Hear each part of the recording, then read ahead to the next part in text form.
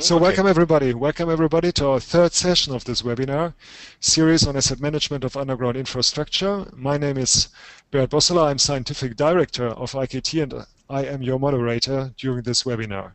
My colleague Thomas Bruggemann is organizing this session today and he will take care of the microphones and of any technical questions. So I'm very proud to be able to welcome today's main speaker.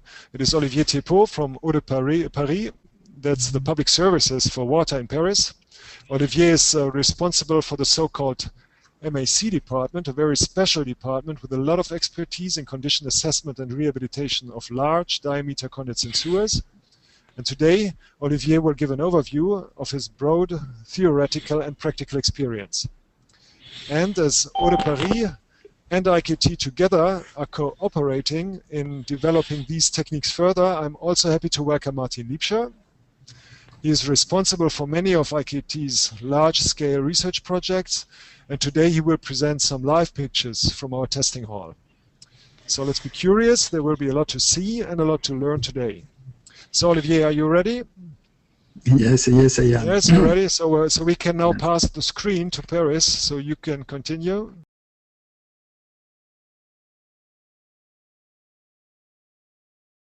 Yes, I will begin with a short presentation of Eau de Paris, of course. Eau de Paris is a public company in charge of supplying the French capital with water. There is 2.2 million inhabitants in Paris, but 3.1 excuse me, consumers, because we have some visitors during the day. The daily average consumption is of 500,000 cubic meter. That is 160 liters per habitant and per day. And there are also 2,000 kilometers of pipes inside city and 450 kilometers of aqueducts outside Paris, which brings water from the spring or the plants to the reservoir in Paris. So the MAC department. The MAC department was created in 1993 with the main objective to assess the aqueducts of Paris, the 450 kilometers of aqueducts. Today, the MAC department of Eau de Paris offers inspection services to the main public operators in France, Paris, Lyon, Bordeaux, and also abroad, like Brussels. We focus on man-entry conduits, mainly sewers, with a minimum diameter of 1.5 meters to a maximum of 5 meters. The MAC department specializes in mechanical and non-destructive techniques, and we developed 6 patented testing devices. Actually, more than 40 kilometers of conduits are tested every year with our patented testing devices. So the MAC department is 16 people, and I will say 20 years experience in structural diagnosis of large underground conduits. So one word about the French conduits and large underground conduits in France. In France, large underground conduits consist mostly of drainage galleries, in fact sewers, as well as water main supply. The total length of man-entry drainage galleries is about 30,000 kilometers. However, it's a vague estimation because there is not a precise minimal dimension for man-entry. The total length of large water pipes and aqueducts is about 5,000 kilometers. In Paris, we have 2,400 kilometers of man-entry sewers and 460 kilometers of man-entry aqueducts. So this is Paris. Large underground conduits present a huge variety of form and materials. The older ones are Roman type, with masonry using dressed stones, as you can see here. This is, for example, a photo of the aqueduct which brings water in Versailles Castle, Versailles Gardens. The egg shape appears at the middle of the 19th century. This shape, very well adapted for combined sewers, gives a good velocity for the dry weather flow and a large capacity for flow time. There are some photos of Paris sewers. Conversely, the common circular shape is well adapted to separate sewers or to aqueducts. It gives the most velocity of flow when full than any other shape. Here are some photos of the aqueducts which bring water in Paris. In fact, they are not exactly circular. Large underground conduits are mostly frequently built with masonry of stone as well as concrete. Brick is only used in north of France. It's common in Belgium, for example, or even in Germany, but in France it's only the north. In Paris area, the masonry is often made of millstone grit. It's meulière in French, with cement. Some example of material, you can see concrete. It's built in concrete. Concrete without reinforcement, concrete with reinforcement, of course, prefabricated concrete pipe, and even arch segment lining for the most recent ones. So it's really very variable. The quality also is very variable. You can see some example of core samples. At the top, it's a masonry of millstone grit extract from a sewer in Paris, in the 16th district of Paris. You can see that the quality and the thickness is very variable. The quality decreases from the inside to the outside of the wall. And here there is many voids and lack of cement. In the middle, you can see concrete, built-in concrete. It's not reinforced concrete. And the quality is also very variable. It decreases from the inside to the outside. And here you can see many voids and lack of cement. You can see also some woodwork at the interface. And below, it's a reinforced concrete material extract from a prefabricated concrete pipe, and you can see a problem of corrosion. And last but not least, the geological environment may vary abruptly along the path, and generally in the transition zones, you may have problems, cracks, for example. So I will finish this short introduction with some pictures of the Paris sewer network. In Paris, the sewer network houses the drinking and the non-drinking water mains. The non-drinking water is used to clean the streets and the pavement. You can see on the left the main drinking water, on the left a non-drinking water main. It's a combined system, so stormwater combined with sewerage. The sewer network is 2,400 kilometer length. The sewer material are mainly masonry of millstone, plus an internal thin layer of mortar. You can see some typical cross-section. The elementary sewer on the left, it's a simple egg-shaped sewer. A secondary sewer with a small channel and a small pathway, and a big main sewer. It's a collecteur de la Bièvre in Paris. A main sewer with a big channel and two parts, and you can see also a main conduit in the sewer. So the classical approach recommended for assessment of large conduits comprise the following step. Step 0 is risk identification. Step 1, person entry inspection. Person entry inspection allows the gathering of first-hand and detailed information about the defects. Step 2, full line testing with non-destructive technique, like the MAC test that I am going to present you further. Full line non-destructive technique is combined with local destructive technique, it's scoring in fact, to assess the integrity of the pipe wall and surrounding soil support. Full line non-destructive techniques enables the identification of homogeneous zones and then the positioning of material samples. Step 3, structural and service condition rating based on the inspection data and the testing result. And step 4, rehabilitation action and definition of rehabilitation.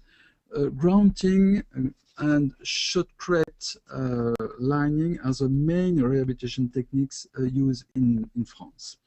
And to make sure that we receive a good quality of rehabilitation works, we can get back to the start to evaluate this quality again by comparing the result before and after works. And for that, we can use the MAC test, for example, non-destructive test. So now I present you the MAC test, or the AMAC test, aims at mechanical assessment of conduits. It's very simple. In 1987, Eau de Paris was searching for a system to assess its aqueducts, but neither of existing systems suit our requirements. We tried many geophysical methods such as radar, ultrasonic, impact echo, etc. So we decided to develop a new system based on a mechanical test.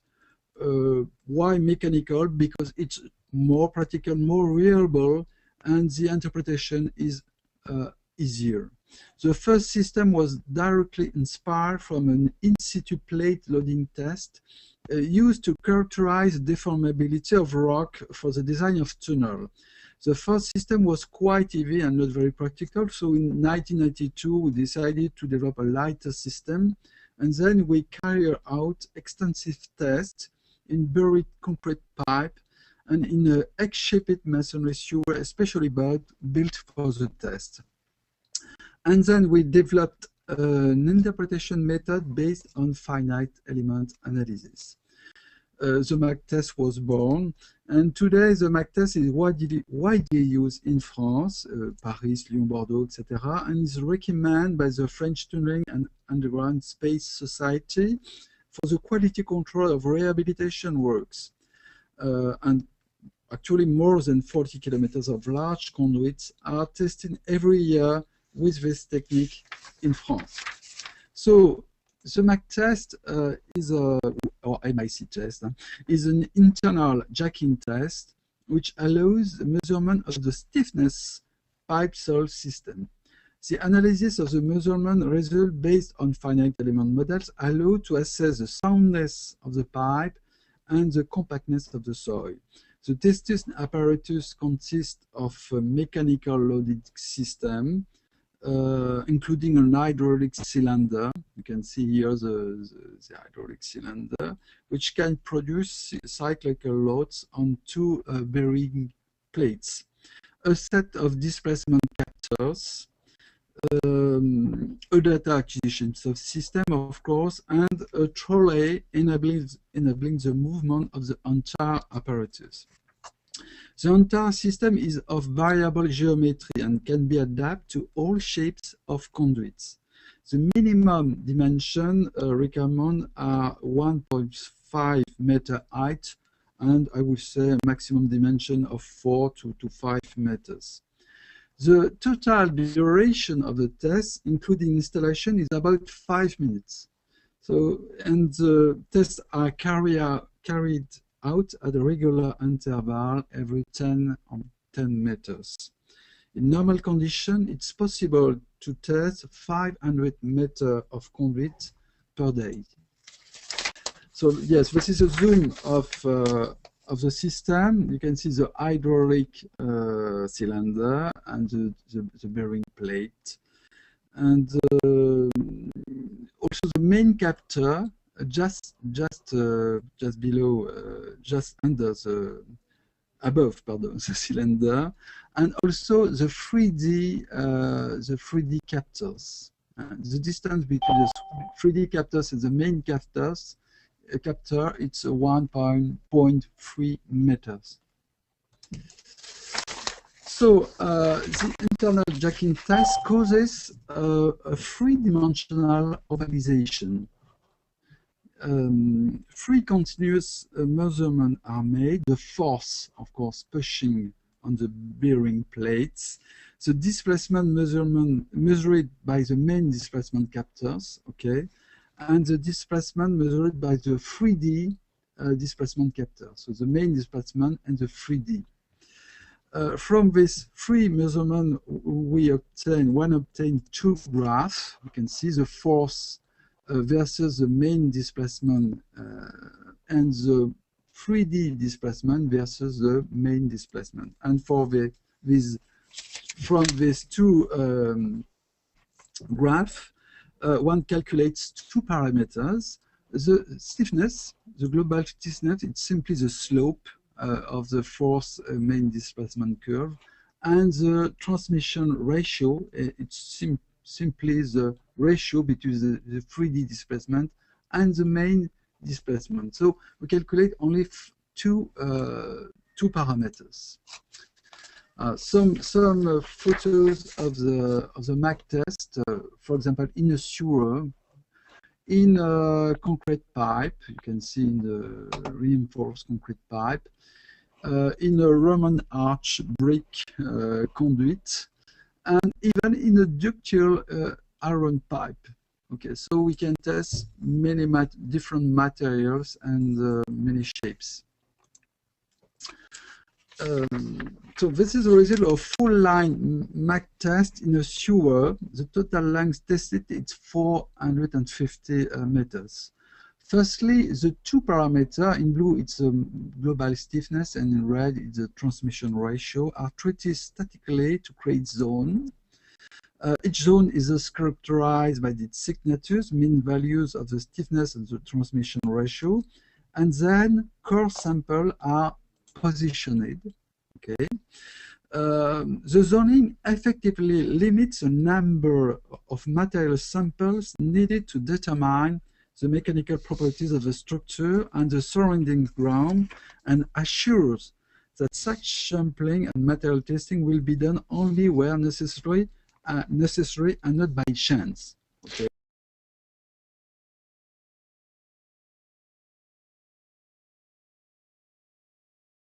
Olivier, just one Yes. question. There were a lot of people Yeah. on those pictures were inspecting or taking these core samples.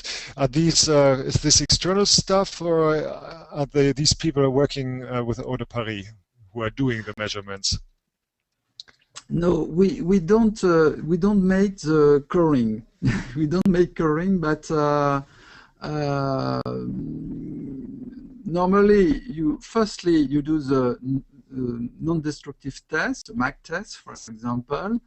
We do a first analysis of the MAC test zoning, and after we make the coring. So it's not possible to do of course the non-destructive test and the coring in the same day, for example. Firstly, we do the non-destructive test, full line non-destructive test, and after analysis, we do the corings to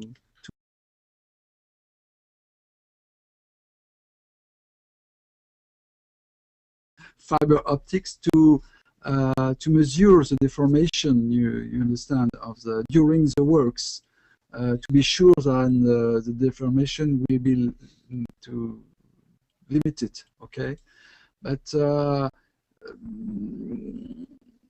yes, it's in case of works near the aqueduct. For example, if you do a trench near the aqueduct,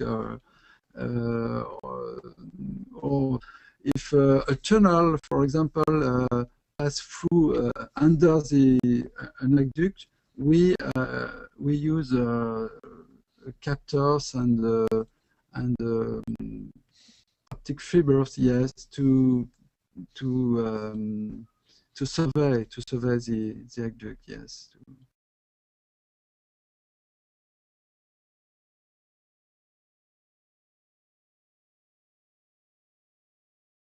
I continue.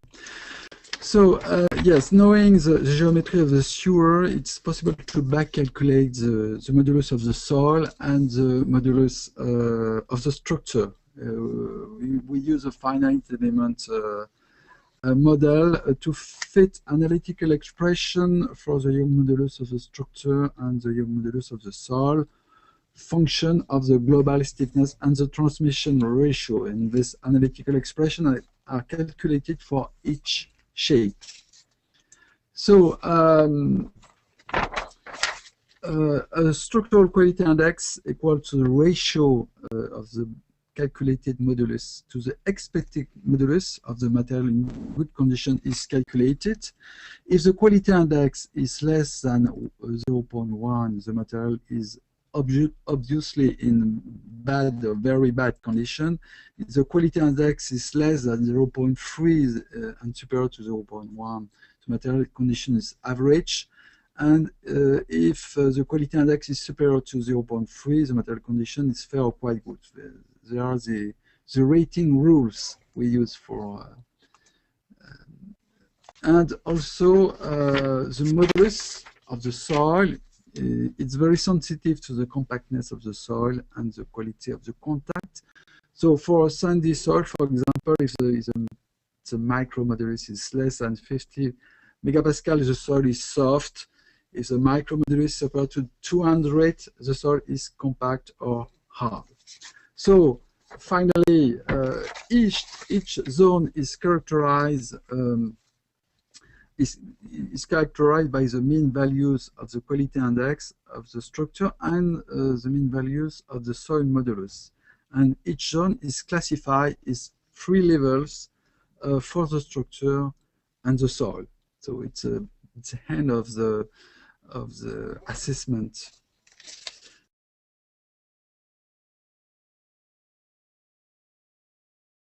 So one year ago, EDP and IKT signed a cooperation agreement about the MAC system.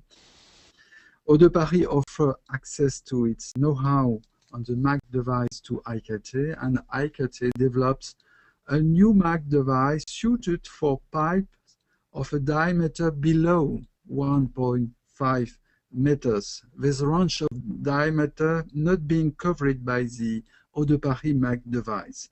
The development is totally over to Eau de Paris, which can benefit from all the new development. So thus it's a win-win cooperation for France via Eau de Paris and Germany via.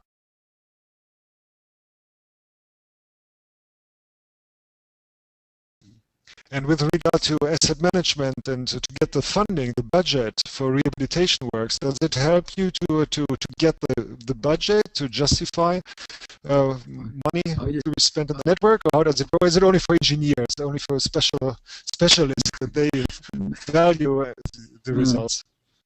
No, it's not only for us, but it's of course it's for to decide.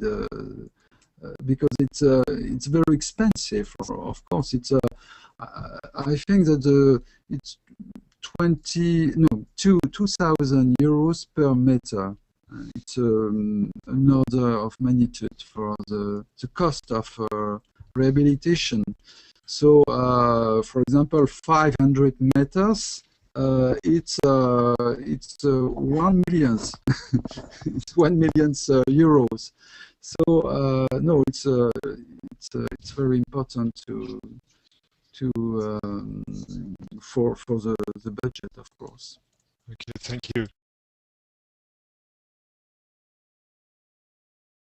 As we have seen, it's a very, very good device which was already developed in France. They have a lot of experience there, how to work with it. But there are three goals for our testing device, which you can see here on this slide.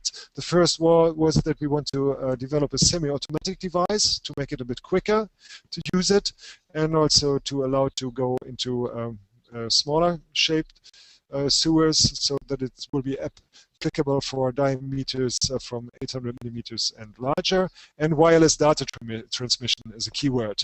But it's not up to me to show you the new device, the developments, but to Martin Liebscher, and I'm glad that we have him there in the testing hall here at IKT. So Martin, you can hear us? Yes, I can hear you. And then Martin can tell us something about what's going on in our IKT testing hall. Please, Martin. Hello, thank you, Bert.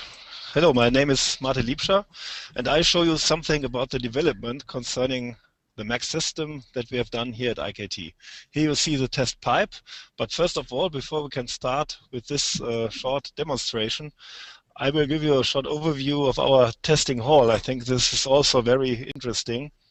Therefore, we have to change the camera. I see the second cam is coming. Now we have an overview of our testing hall. This now is our strong floor. Here we can test components of sewers, like pipes or shafts, on mechanical strength with loads up to 400 tons. In our large format test stand, it is possible to have a look at the pipe-soil interaction in 1:1 scale. It is 6 meters high, 6 meters wide, and 15 meters long. It can be filled with soil and also water to simulate groundwater levels. At least to test systems in a smaller dimension, we have a container test stand. In the background, you can see our MAC test stand. I will show you, I'm here, and now we will turn on the camera here at our test stand, and I will show you something about our MAC system. But now have a look at our little MAC, so we called it. Our task was to develop a test unit for sewers with smaller diameter, still accessible by man. To fit to the German sewers, the minimum cross-section was fixed to an egg profile sewer 1.2 meters high and 0.8 meters wide, as you can see it here. The system itself can be moved on wheels, and the whole testing process can be done half automatic. Here you can see the system moving to the test point. It is possible to adjust the position of load transmission electrically, because it's very important to measure at the same time in the same position when you make the test along the pipe. After fixing the load transmission unit, this means the unit has to be fixed to the walls with a little bit of pressure.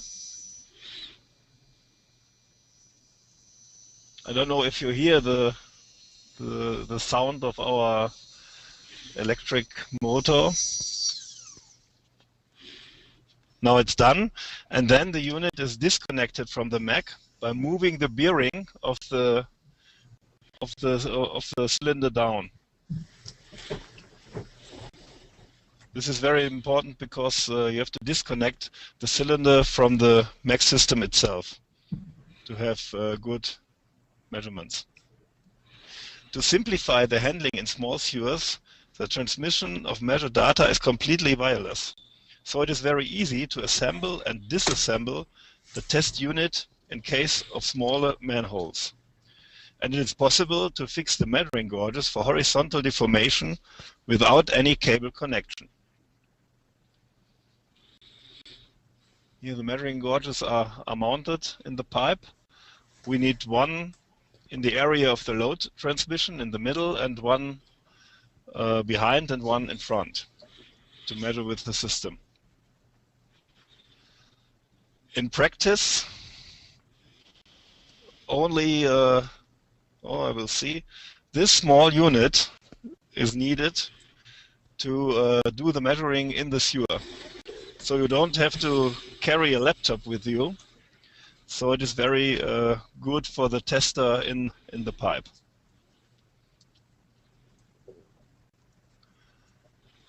In addition, it is possible to transmit data to the surface for further calculation. Now we have to change the camera to our laptop of the Mac system. Here you can see the control surface of our software application. The upper part of the diagram you see on the left side. There are two diagrams. The upper part displays the displacement of the sewer in the 3 points we have mentioned. And the lower part contains the applied load. Normally, we make 3 tests at each measuring point. And now we have a look at the testing procedure. It is very quick. You hear the system, I don't know. It's an hydraulic system. The load is applied. You can see it on the monitor. The lower part is for the load. This increases. And the upper part is for the displacements in the 3 points. And there you can see that there are different displacements logically because we have different measuring places. Perhaps I should mention that this is a reinforced concrete pipe. So it's very important for us because we have no embedding around the pipe.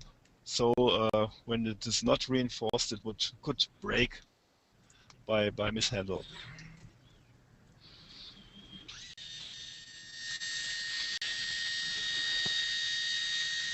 So I think this is the third test. Am I right? Mm-hmm. So now we have made 3 tests.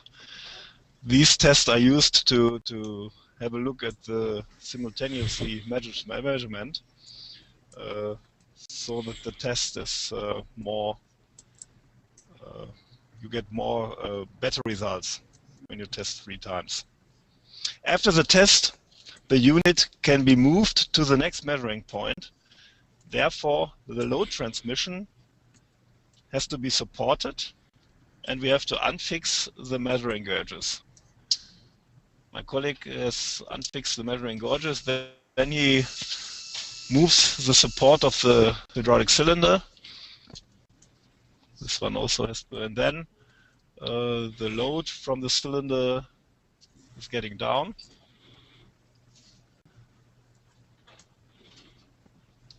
And after this is done, we can move our Mac system to the next measuring point.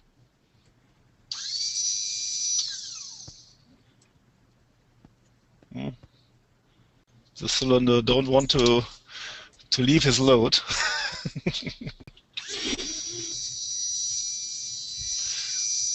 Now it comes. So we can change to the monitor, to the pipe, so that you can see after we have changed, you can move the system. We have 6 wheels under the system. This is because when you have damage in a pipe, there is a hole or something, then we can move the system over these holes, and it's no problem to get to the next measuring point. Now you have an overview concerning our development. By now, we are ready for testing in practice.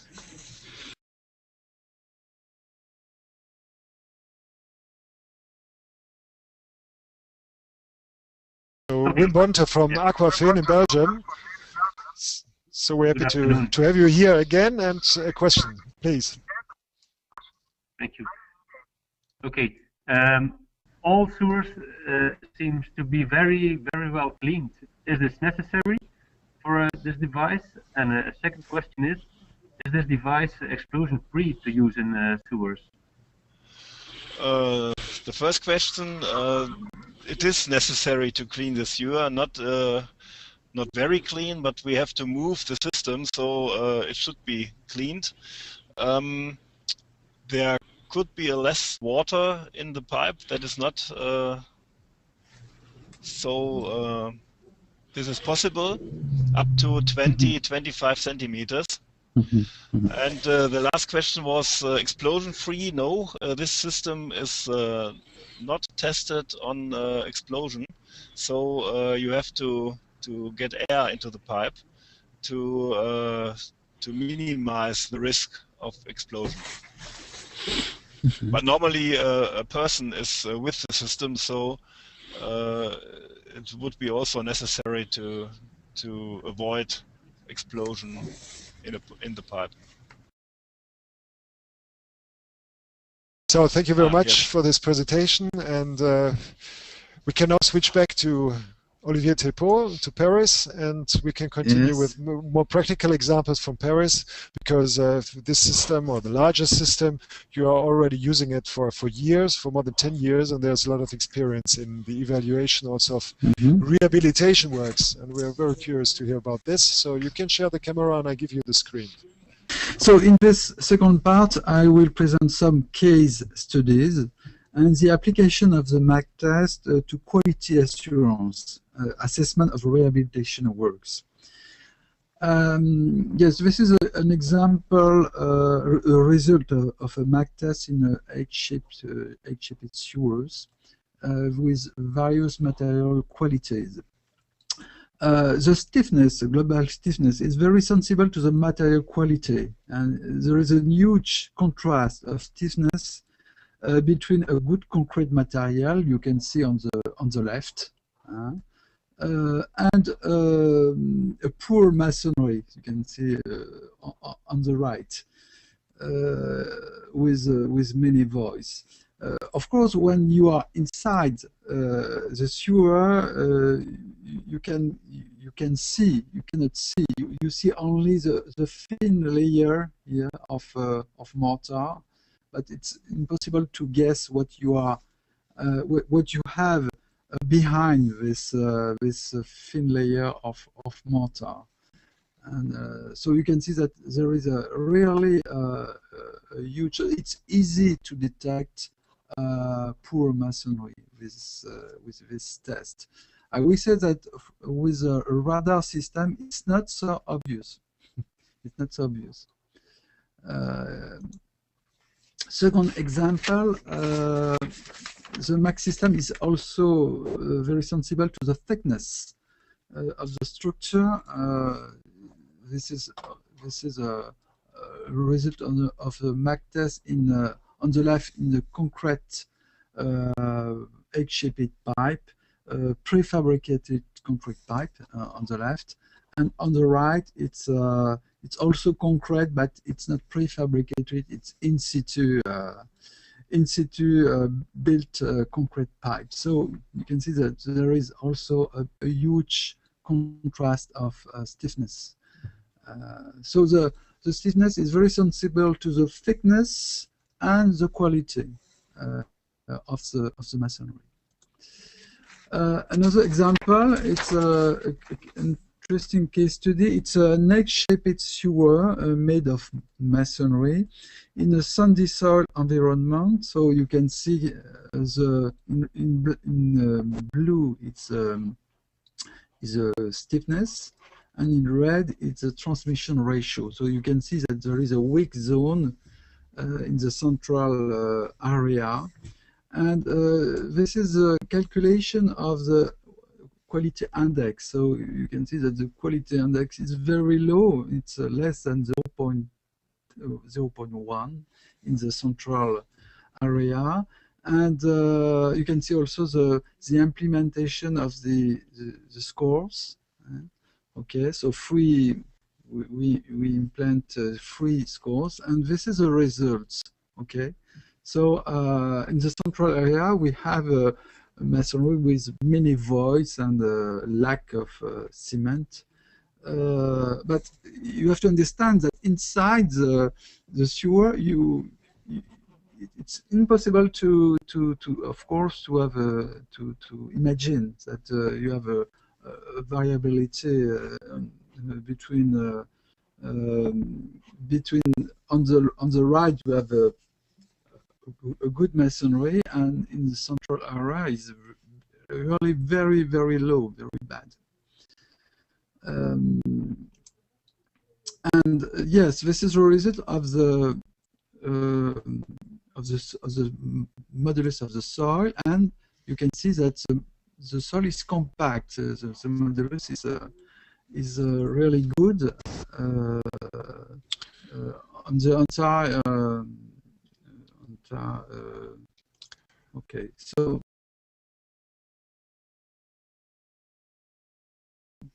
this is the result of the rating. Yes.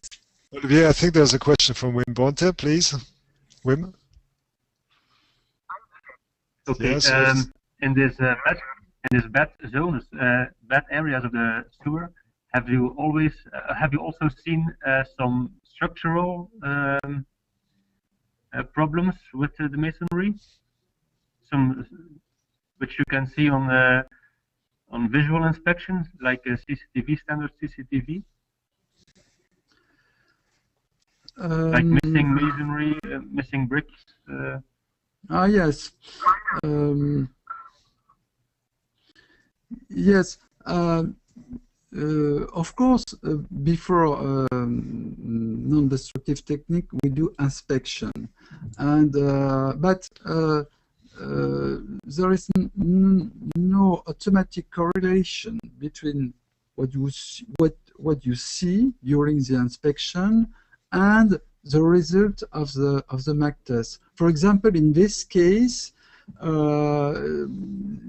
there were not difference between the central zone, this zone. Visually speaking, it was impossible to guess that the material was so poor. You understand? So I will say that CCTV or camera or etc. It's of course it's necessary to do a visual inspection, of course, but it's not enough. It's not enough because the quality of the in this case, for example, you can see that there is a thin layer of mortar in good quality inside the sewer, but behind this good thin layer of mortar, the quality of the masonry is really very bad. So it's impossible to see that with CCTV or visual inspection. You need to use non-destructive techniques, and the MAC test is really very efficient to detect this kind of problems. Did you ever excavate a pipe? So, for example, Yes. You planned to renew a pipe anyway, but before excavating, you just tested your testing device by trying to predict what you will find when you are going to excavate. Did you ever do this?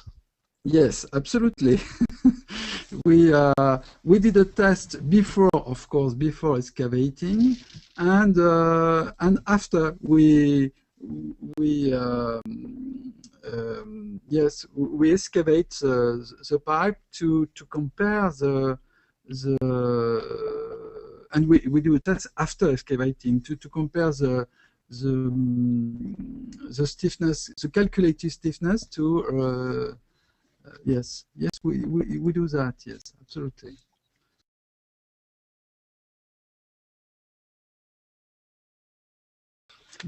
Yes. So the reason of the rating was a masonry very bad quality from manhole 3 to 7, for example, and a soil in very good condition. Of course, you can have a masonry in good quality Conversely, in a soft soil, it's also possible. You have a, okay. So another example, it's a sulfatic or sulfate attack of reinforced concrete sewer. It's always very impressive, but the question is, what is the depth of the sulfate attack? What is the left thickness? What about the stability? What is the remaining safety? Do I have to rebuild the sewer? Of course, it's the question. So in this case, we did a max test and also core drillings. So this is the result of the MAC test. In blue, it's global stiffness, and in red, the transmission ratio. The transmission ratio, it's 40%. In concrete pipes, the transmission ratio is it's typically 30 to 40%. It's high. So this is the implementation of course scoring, okay, and the result. So 20, the concrete is the quality of concrete was good. The thickness here it's 20 centimeters to 30 centimeters, and we compare the stiffness to the stiffness of a pipe in good quality with a thickness of 20 centimeters. 20 centimeters, it's normal stiffness of the pipe. 25, no, 20, it's in green. 25 and 30 centimeters in red. So we can see that 30% of the stiffness is superior to the stiffness calculated for a thickness of 20 centimeters. The conclusion was that the pipe is structurally safe and does not need to be rebuilt. It's the first conclusion. We propose rehabilitation works, hydro-cleaning with very high pressure water and shotcrating, okay? And the cost of rehabilitation works was 700 kilo euros. The cost of diagnosis 228 kilo euros. 40% of the rehabilitation works, 4%. And the cost of reconstruction it was more than 2,000 kilo euros. So it's interesting to do diagnosis. You can win many. So yes, I will. Another very interesting application of the MAC test is quality insurance. Assessment of rehabilitation works and soil granting is a very efficient techniques for the rehabilitation of masonry sewers. It is widely used in France. 90% of rehabilitation works use contact granting. So the ground is injecting near the interface between the soil and the masonry. The ground can fill voids in the soil and also in the masonry, improving material resistance and stiffness. The efficiency of the granting is judged by the increase of material modulus and soil modulus.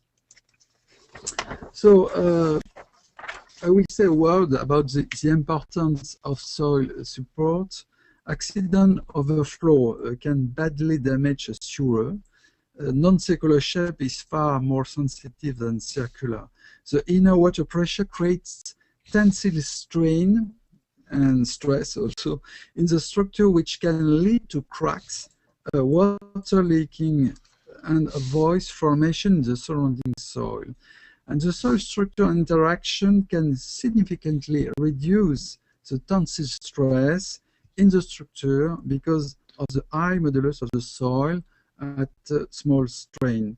For example, in the case of a masonry in bad condition, the maximal tensile stress may be divided by 10 in a compact soil in comparison with a soft soil, for example. It's a green, the red curve you can see here.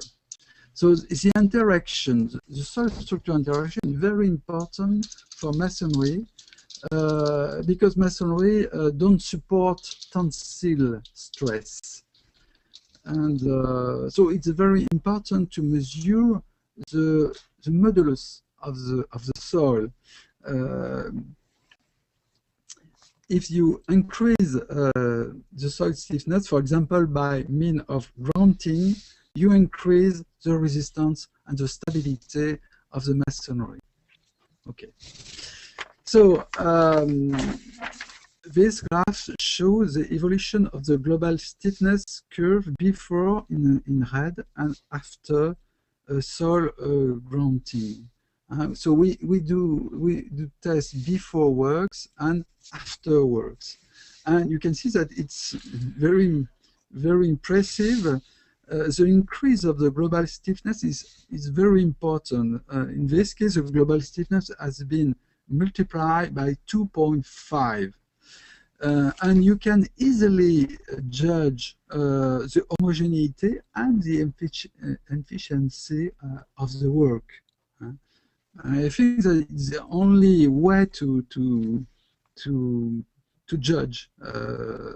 It's not obvious to judge soil grunting because you don't see the ground, and with this test you can really test all the sewer.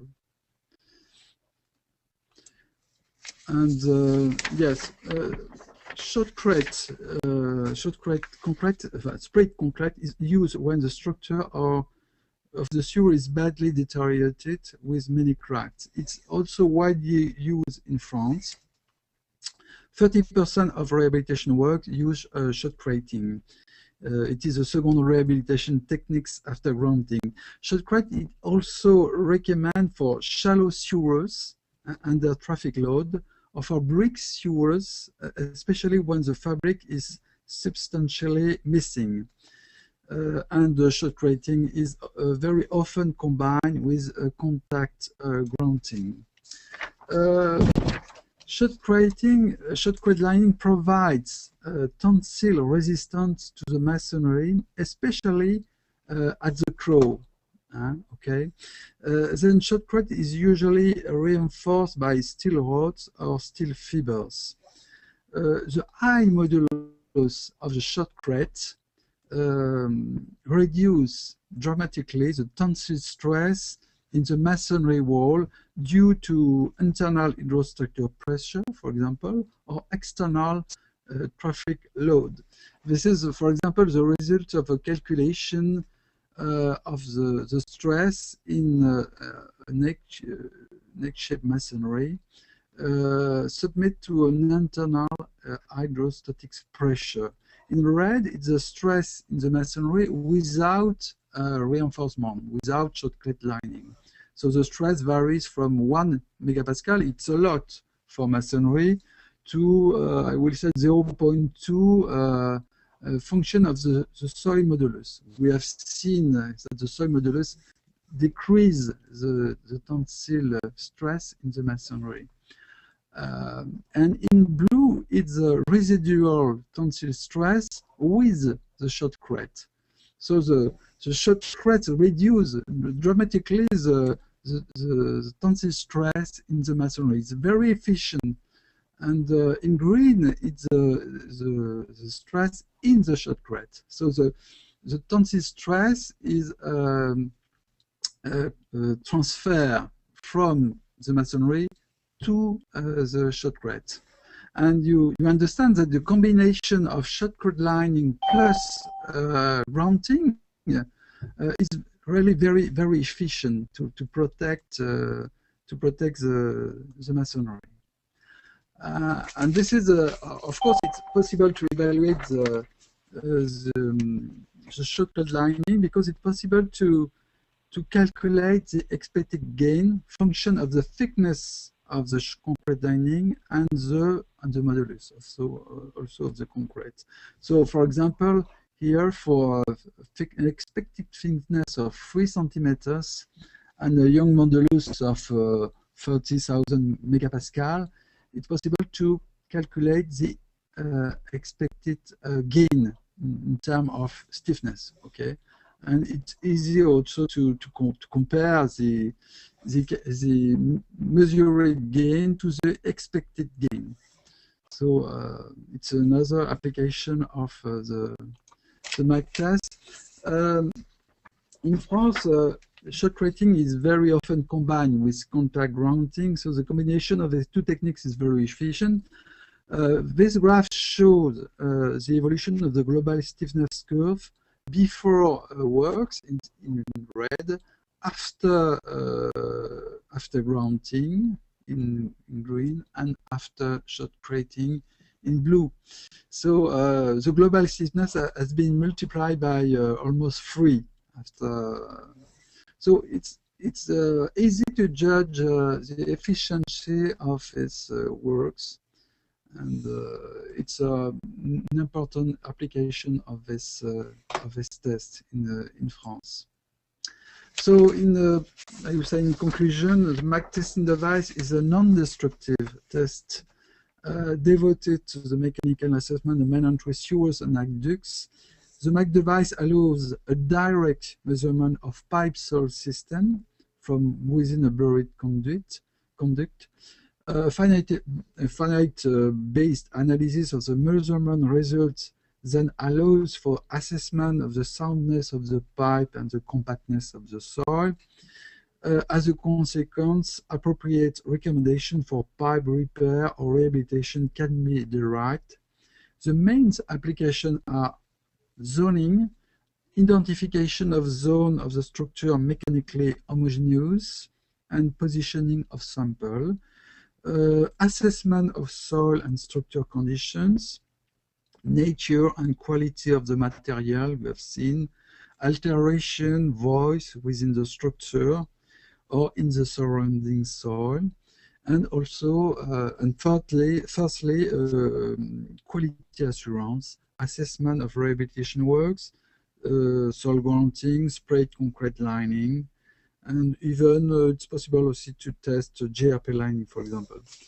The rate of testing is from 300 to 600 meters per day of conduit, depending on site condition, of course.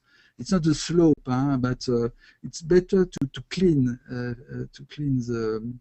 the pipe for assessment and for diagnosis. It's always better to clean, of course. Minimum dimension for the Eau de Paris MAC system, it's 1.5 meter, but for the IKT system, it will be, I think, 0.8 meter. The maximum dimension is 4 to 5 meter. And an idea of the cost, it's I would say 20 euros per mat. 20 euros per mat. It's I think a good idea of the cost of this testing device. So thank you very much, and I apologize for my my English is not very good.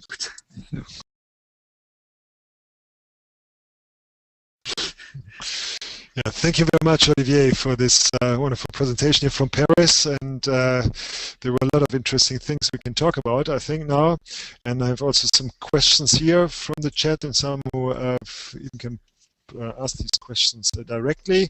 The first is it's about well, still about the little MAC system, and I'm very happy that I can introduce here today not only members or participants from Central Europe and from the US, but also from the Mediterranean country Algeria. We have with us Amel Amrish from Algeria, and she has also one question. Amel, hello. Hello, everybody. Welcome, welcome, and you have also a question concerning the Little Mac system. Yeah. So I want just to ask the Little Mac. The diameter can be at least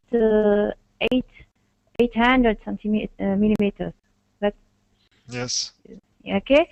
So the agent or operator, is it necessary to have two operators into the pipe? Yeah, that's very. It's according to the security of agents. Yes, that's a question also of the costs, and I think we can go to Martin Liebscher in the testing hall. He should be still there, and can ask him what he and his stuff says about. Yeah, about how many people have to be there. Martin, yes. Can you share the camera? Can you hear me? Yeah, I can hear you. And if you share the camera, yes, very well. So, so how many operators? How many operators are needed there within the sewer? Normally, to operate the system, in the ideal case, you only need one. But to ensure that the working security, you need two persons in the sewer. Okay, and one above, of course. One person has to stand above. And the 800, is it sufficient to have two operators into the pipe? It doesn't matter. You need two persons to go in the pipe. It will be space will be very close. Perhaps there was a little misunderstanding. It can operate easily? No, with our system, you can go into sewers which are 1.2 meters high and 0.8 meters wide. Okay, actually. And it's very difficult to do work in such small sewers. This dimension is difficult enough. 800 is very, very difficult because it's not really accessible. And it is still a prototype. It's we haven't tested in a real situation. Oh, of course, we have tested it in real situations. We were in the town of Düsseldorf, where we have looked in a sewer like this, and there we have measured, and also the whole stuff was calculated. Okay, thank you. So I would say the system is it's available for testing. Okay, I believe you. Okay. Okay. So further questions? Take a look. One question is Olivier. You're still yes. On. Yeah. You can yes, I am. Yeah. Yes, so yes. please share the camera. Thank you very much, Martin. And Olivier, one question. You have shown us pictures from a combination of rehabilitation and repair works. That means first grouting, then shotcrete lining. And the question is, it seems as if shotcrete and grouting is your favorite repair and rehabilitation method.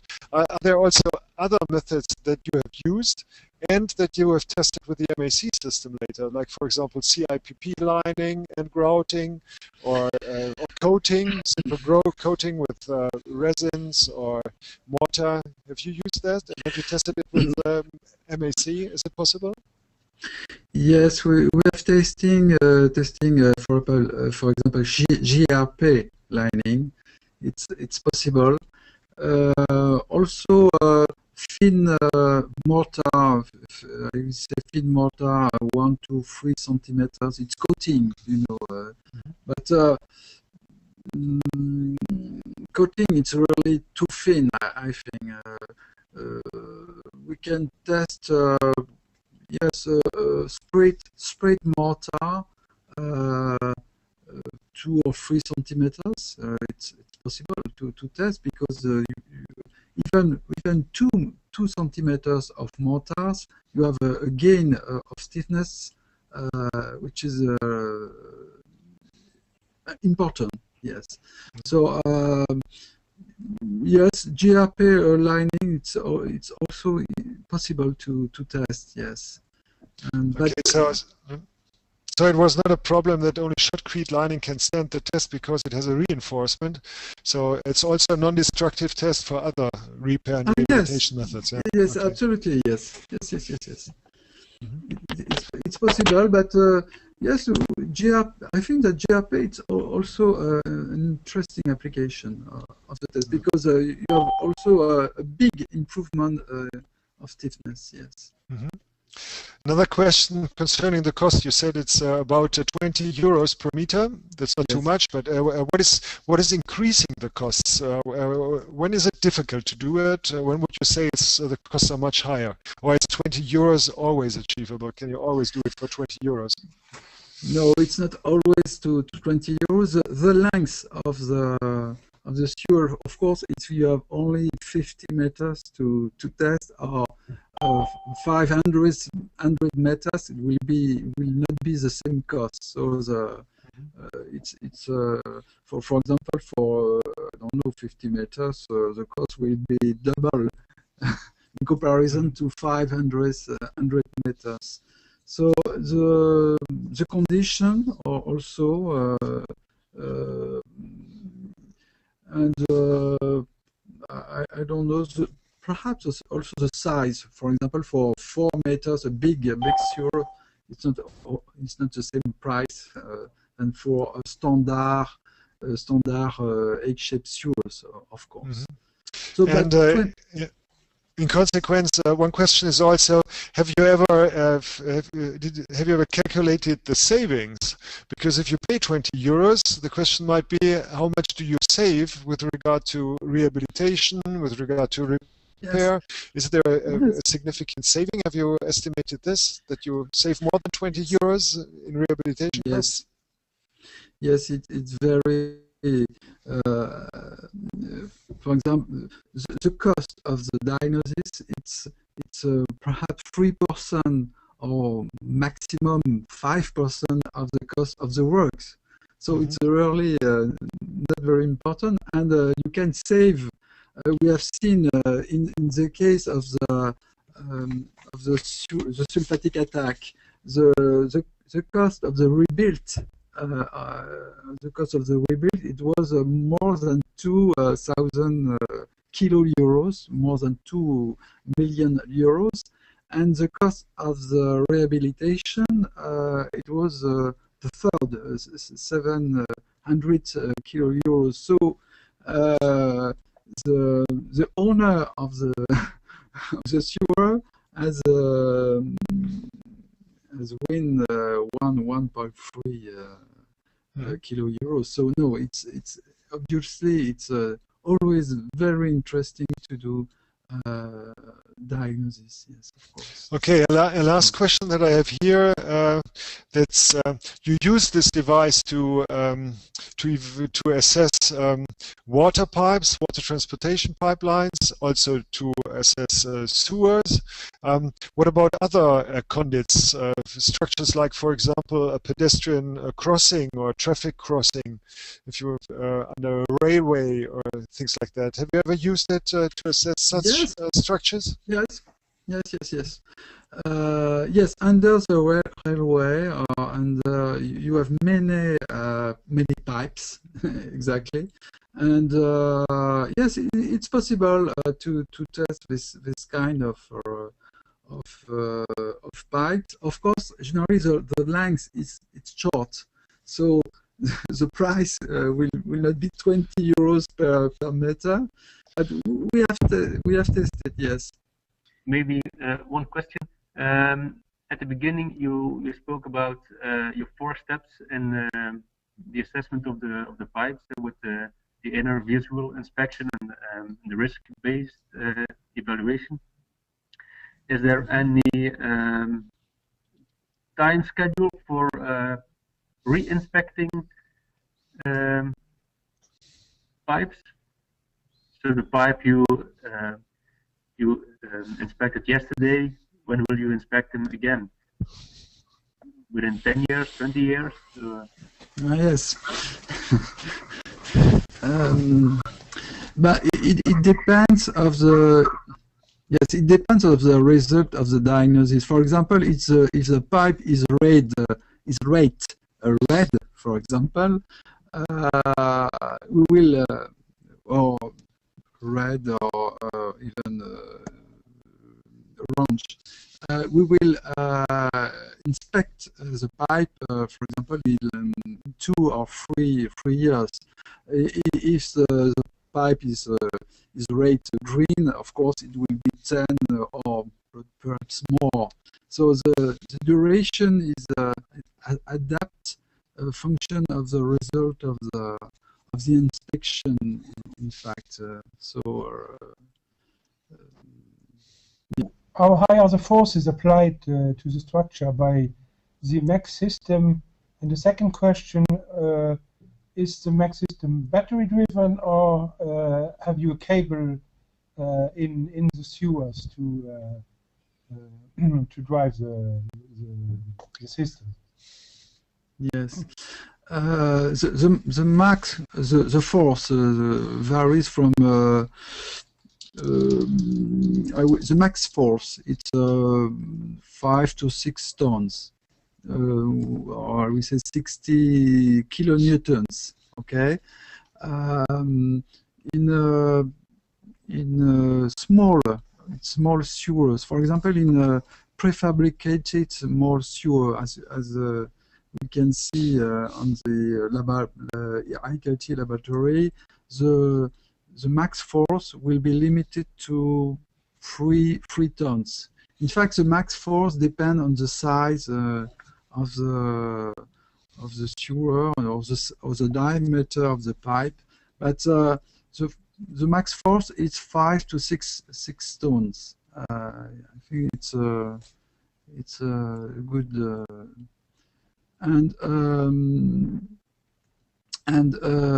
yes, the trolley. Yes, the second question is we don't have a cable or something like that. No, we push the trolley in the sewer. Okay, there is a so it's not like a camera video camera. You know, it's not, you don't have a cable in the. Okay. And the system is entirely. Yes.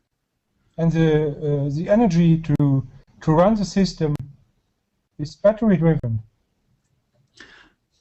Battery, yes. Okay. It's battery, yes. Yes. Okay. Thank you very much. Thank you.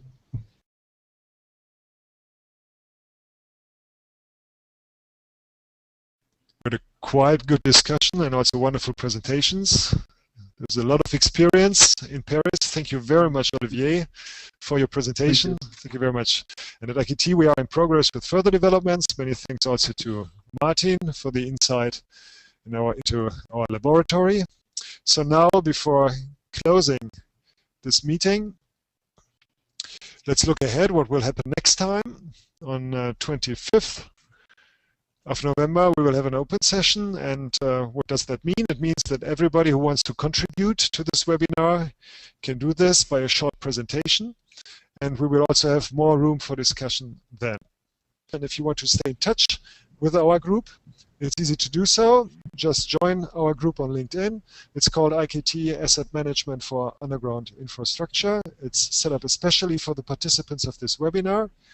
In any case, I hope we meet again during our next open session in the webinar on 25th November. It's a Monday at the same time, 9 a.m. Eastern or 1500 Central European Time. So I say goodbye to all of you, and once again, still remember, maybe it's already late here in Europe, but the same sun has just been rising in California. Goodbye.